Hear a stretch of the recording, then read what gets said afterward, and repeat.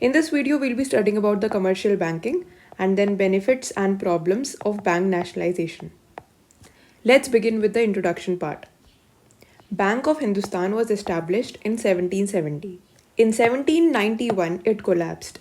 Then comes Presidency Bank of Calcutta, which was established by East India Company in 1806. Later, it was called Presidency Bank of Bengal. In 1839, this was made Bombay Presidency Bank, and 1843 Madras Presidency Bank. Now these three were merged and it became Imperial Bank of India.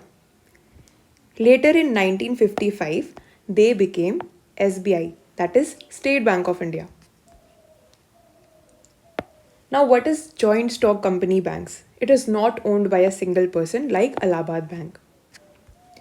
PNB, it was the first bank completely owned by Indians. Lala Lajpat Rai established it.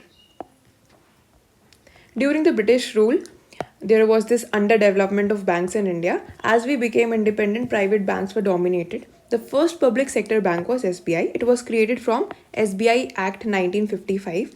Then in 1960 to 61, 6 more banks were established called the Associates of SBI. Now in 1965, VB committee was responsible to study the performance of private sector banks. What were the reasons for bank nationalization? VB committee gave these reports. First is private banking had led to concentration of resources in few hands. Because 78% of private sector banks were owned by industrialists who were running business in other sector in India.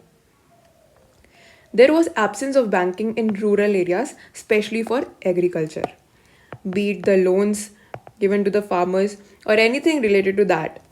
There was absence of banking in the rural areas.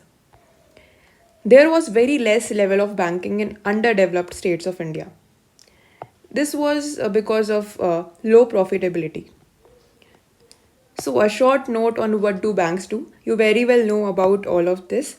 They mobilize savings, then investments take place, lending to companies, promote entrepreneurship, loans can be provided, banks finance transportation, storage, supply chain management, everything. Continuing with the reasons for bank nationalization. So, private banks were found financing illegal activities like hoarding, smuggling, and black marketing, in several cases to maximize their profit. In 1969, government took this decision to nationalize 14 private banks. This was on July 1969. 6 more banks were nationalized in April 1980. By 1991, we had 27 public sector banks. Now, benefits of bank nationalization and public sector banks. So, government introduced priority sector lending. Under priority sector lending, the banks have to extend 40% of their total loans to priority sectors as determined by the government. Now, out of total loans going to priority sector, 45% should be given to agriculture.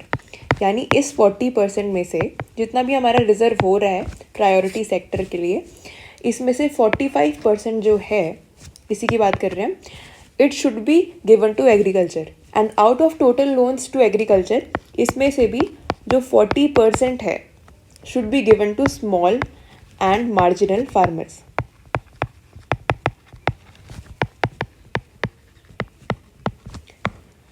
Other sectors included in PSL are renewable energy, MSMEs, आपके जो health care service providers हैं, affordable housing providers etcetera. So the objective of PSL is to assume that sectors which are important for sustainability and equitable distribution of resources are not denied of credit due to less possibility of profit in them. So यहाँ पर यही PSL के under government ने ये introduce करा था. ये जो बैंक्स है उनको 40% ऑफ लोन्स जो है वो प्रायोरिटी सेक्टर्स को देना है. इन लोन्स में से जो 45% था वो एग्रीकल्चर के लिए था, and then 40% for small and marginal farmers. इसके अंडर ही मैं बता रही हूँ. Public sector banks introduced the lead bank scheme, under which they adopted a district and promoted development plans for the district. through assessment of its resources and finance those plans to assure complete development of the district. So this was done to develop a particular district. Public sector banks have sponsored regional rural banks to promote financing at local level in rural areas, especially for the small scale industry and the farmers.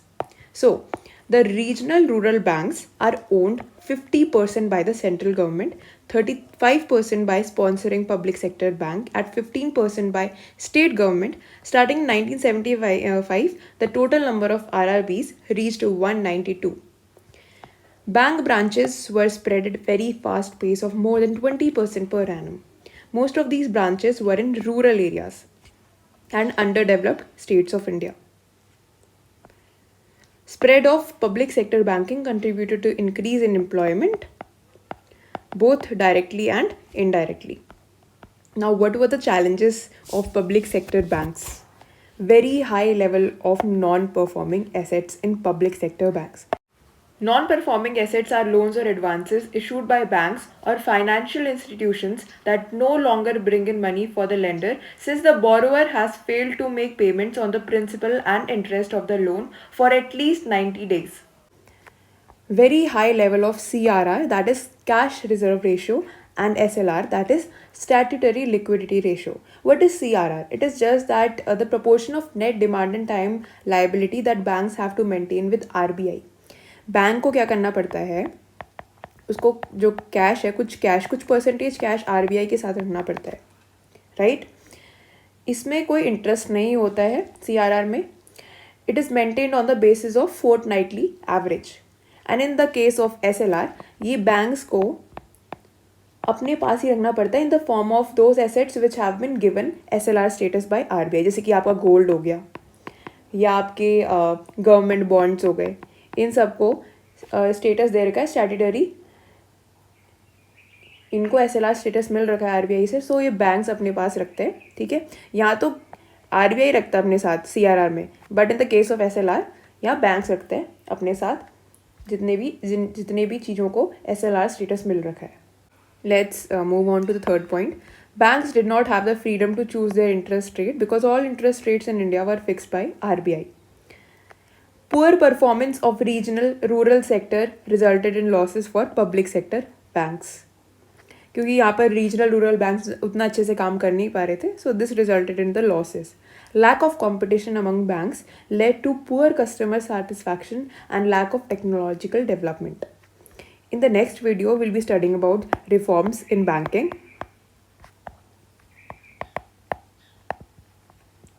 Thank you for watching this video. Have a good day.